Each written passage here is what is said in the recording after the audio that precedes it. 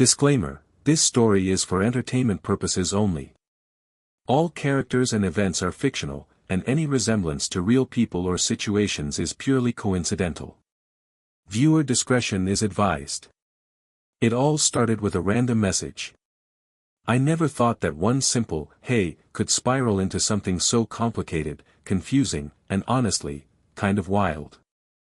I wasn't looking for anything serious, just chatting, some fun, nothing deep. You know how it goes, right? You find someone online, the conversation flows, and suddenly it's like you've known them for months. That's exactly what happened. Her profile didn't have a photo, but something about the way she texted felt real. Mature. Confident. Not like the usual small talk. I didn't even know her name at first. She just went by Luna. Now, here's where it gets interesting. For months, we talked almost every day. Good mornings, long chats at night, funny memes, even little confessions. There was this strange comfort in it. I never pushed for a photo because, honestly, the mystery was kind of exciting. And maybe, deep down, I liked not knowing. It made everything feel different. Deeper. But then something happened that flipped my whole world upside down. I'd just come back from my best friend Josh's house. We'd been friends since middle school, and I'd practically grown up in his house. His mom, Claire, was always around, super friendly, always offering snacks, asking about school, life, everything. She was cool, a little too cool for a mom sometimes, but nothing weird. Just one of those chill parents who actually listened when you talked. But that day, something felt off. She looked at me a little longer than usual, smiled in a way I couldn't quite explain. And for the first time, I noticed her, not just as Josh's mom, but as someone else. That same night, I was texting Luna like always. She asked me how my day was. I mentioned hanging out at Josh's place. She didn't say much about it, but her replies suddenly got a little shorter. Less flirty. More distant. I didn't think too much of it at the time. Maybe she was just tired. But things slowly started adding up in the weirdest way. You know that feeling when two completely separate parts of your life start overlapping and it doesn't make sense at first? Like, you're seeing patterns, coincidences, but you're trying to brush it off because the truth just seems too crazy to believe. That's what was happening. Luna started asking really specific questions about Josh. About his house. His family. She'd say stuff like, "What does his living room look like?" or, "Do you guys hang out in the basement or the kitchen more?" I'd laugh it off, thinking she was just being curious. But now, looking back, I should have seen it coming. The thing is, I told Luna a lot. Way too much. Stuff about my personal life, my feelings, even things I hadn't told my closest friends. She made me feel understood in a way that honestly, no one else had. It's embarrassing to admit, but I started to catch feelings. Real ones. Not just for her voice or her words, but the way she seemed to care. Like she saw me. And then, one night, it just slipped out. I texted, "Wanna meet up?" I didn't overthink it. I just wanted to put a face to the name. I was ready to take that next step, finally meet the person I'd been sharing so much with. The reply didn't come right away. Hours passed. I started getting nervous. Did I push too hard? Did I ruin it? Then, finally, a message lit up my screen. "Are you sure you want to?" That one sentence hit different. Like she knew something I didn't. I replied, "Yeah. I really do."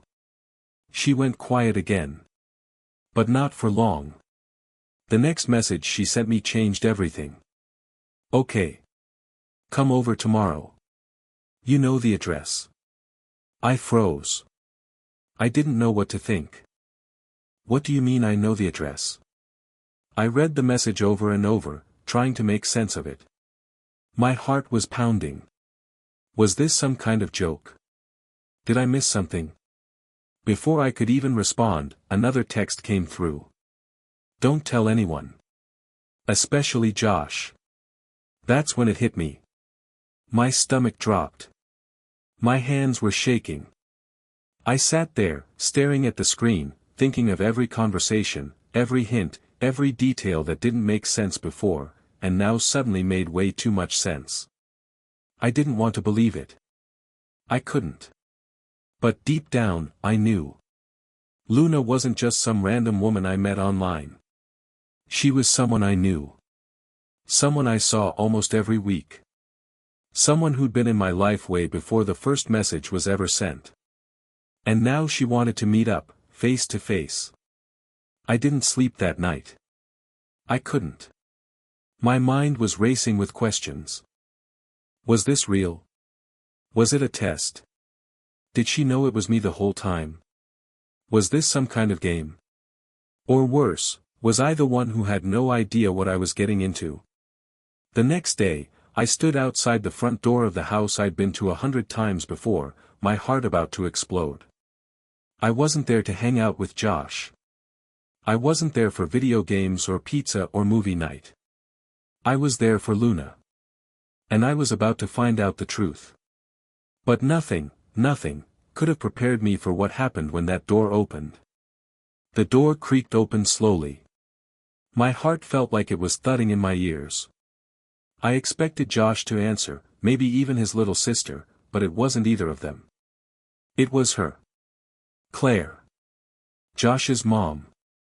She stood there in the doorway, her eyes meeting mine in this strange, almost knowing way. She didn't look surprised to see me. In fact, it was like she had been expecting me all along. She smiled, but it wasn't her usual friendly, mom-type smile. It was different. Soft, but cautious. Like we were both standing on the edge of something we couldn't take back. I stood frozen, not knowing what to say, my brain still trying to catch up. She stepped aside and said, "Come in." Her voice was calm, but I could tell, underneath that calmness was tension. The kind you can't see but feel right in your gut. The house was quiet. Too quiet. No TV playing, no music, no sounds from upstairs. Just silence. It felt nothing like all the other times I'd been here. The warmth, the laughter, the casual noise, it was gone. The whole place felt unfamiliar, like I was seeing it for the first time with completely different eyes. I followed her into the kitchen, the same kitchen where she'd made us pancakes, snacks, even helped with our science projects back in the day. Now, sitting across from her at the counter, I couldn't stop wondering, how long had she known? And how had I not figured it out sooner? She finally broke the silence. "I was wondering how long it would take you," she said softly, her eyes not leaving mine. I couldn't even find my voice. "So it was you, this whole time?" I asked, already knowing the answer. She gave a slow nod. "I didn't plan it, if that's what you're thinking. It just happened. I didn't know it was you at first either." That shook me. She didn't know. I wanted to ask a million questions at once. Why did she keep messaging me after she found out? Why didn't she stop things? What was this even supposed to be? She looked down at the mug in her hands. It started off innocent. Just late-night chats. I was going through some stuff. Loneliness, I guess. You were easy to talk to. You listened. She paused, her voice trailing. You made me feel seen. The crazy part. I understood what she meant. As weird as the situation had become, I remembered those late-night texts. The way she responded when I talked about my fears, my dreams, my stress. She remembered little things about me, more than most people did. And it wasn't fake. I felt that.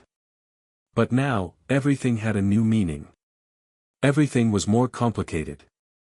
I sat there, stunned, trying to process what she was saying. This wasn't just some online stranger. This was someone who had been in my life for years. Someone who knew my family, who had watched me grow up. And that made everything feel 10 times more intense, and confusing. I asked her when she found out it was me. She looked up at me with a small sigh. A few weeks ago, she admitted. You mentioned something about Josh's basement. The way you described it. I just knew. My heart dropped. I didn't want to believe it at first, but it made sense. Too much sense. And you kept going anyway? I said, my voice quieter than I meant it to be. I should have stopped, she whispered. But by then, I didn't want to. It felt wrong, but also, honest.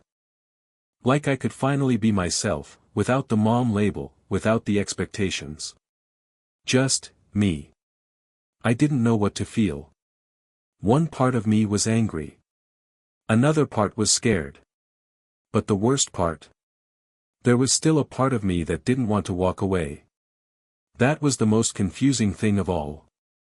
I had shared so much with her, things I hadn't told anyone else. We had real conversations. Real connection. But could something that started in secret like this ever really be okay? I looked around the kitchen again, remembering all the times I'd been there with Josh. If he knew, if anyone knew, this whole thing would explode. I didn't want to think about that. I didn't even want to think about tomorrow. I was stuck in that moment, sitting across from the one person I never expected to be Luna. She reached out, almost instinctively, but stopped halfway, letting her hand rest on the counter instead. I don't expect anything from you, she said quietly. I just needed you to know the truth. You deserve that much. I nodded, slowly. I don't know what to do with this, I said honestly. It's a lot. She gave a small, understanding smile. I know. We sat in silence again. The air between us was thick, not with anger, but with everything unsaid. Questions, doubts, guilt, curiosity, all tangled together. I kept waiting for something to make sense, for some kind of clarity to hit me like lightning. But it didn't. Then, from upstairs, I heard footsteps. My body tensed immediately. Claire's eyes met mine, wide this time, alert. Josh was home. And neither of us were ready for what would happen next. The sound of Josh's footsteps got closer. Each one felt like a countdown, but to what, I had no idea. I looked at Claire, and for the first time, she didn't have that calm expression. Her face was pale, lips slightly parted like she was about to speak, but no words came out. We both knew this couldn't look normal. Me, sitting in her kitchen alone, while her son walked through the front door. I stood up fast, the chair scraping across the floor louder than I wanted it to. She whispered, "Go to the backyard. Now." I didn't even hesitate. I moved quietly, slipping out the back door just as I heard Josh calling out, "Mom. You home?" I crouched behind the patio wall, my heart thudding like I'd just run a marathon. I could still hear their voices faintly. Claire answered him like everything was fine. Just another normal day. I kept thinking, what if he walked in 2 minutes earlier? What if he saw us talking? What would he think? That thought alone made me feel sick. This wasn't just about me anymore. It never really was. The main problem was, none of this felt like a game anymore. It wasn't just texting a mystery woman for fun. It wasn't harmless flirting behind a screen. There were real people involved. Real emotions. Real damage waiting to happen if one wrong move was made. And now, I was stuck in this place where every decision felt dangerous. From where I sat, I could see through the sliding door. Claire was talking to Josh like nothing had happened. Laughing, even. She handed him something, maybe a drink or snack, and I caught myself staring. Watching this person I thought I knew playing both sides so perfectly. It was terrifying and fascinating all at once. I waited for maybe 10 minutes, my legs starting to cramp, before I finally slipped out through the side gate. I didn't want to text her. I didn't want to talk to anyone. My head was a mess. I walked home in a daze, replaying everything over and over. The conversations. Her face. That moment she said, "Come over. You know the address." None of it felt real. But here's where things got worse. The next day at school, Josh acted normal. Totally chill. He talked about video games, a test he flunked, and this movie he wanted to watch over the weekend. I smiled, nodded, played along, but inside, I was screaming. Because all I could think about was his mom. And the fact that I'd sat in his kitchen the night before, knowing something he didn't. Something that would destroy everything if it ever came out. But then, out of nowhere, he said something that nearly knocked the air out of me. "Yo, my mom's been acting kind of weird lately," he said, laughing. Like, smiling at her phone a lot. "I think she's seeing someone." I forced a laugh, but my throat went dry. "Really?" "Yeah, man. She's been glowing. Kinda suspicious. I hope he's not some weirdo." I wanted to say something, anything, but I couldn't. I felt like I was choking on the truth. And the worst part? He trusted me. He was opening up to me, and I was the one keeping secrets. That moment changed everything. Because now, the guilt wasn't just about what had happened. It was about what was still happening. At home, I stared at my phone for hours before I finally texted Claire, "We need to stop. This is getting out of control." She didn't reply for a long time. Then finally, "I understand. But can we at least talk? One last time?" I didn't answer. I couldn't.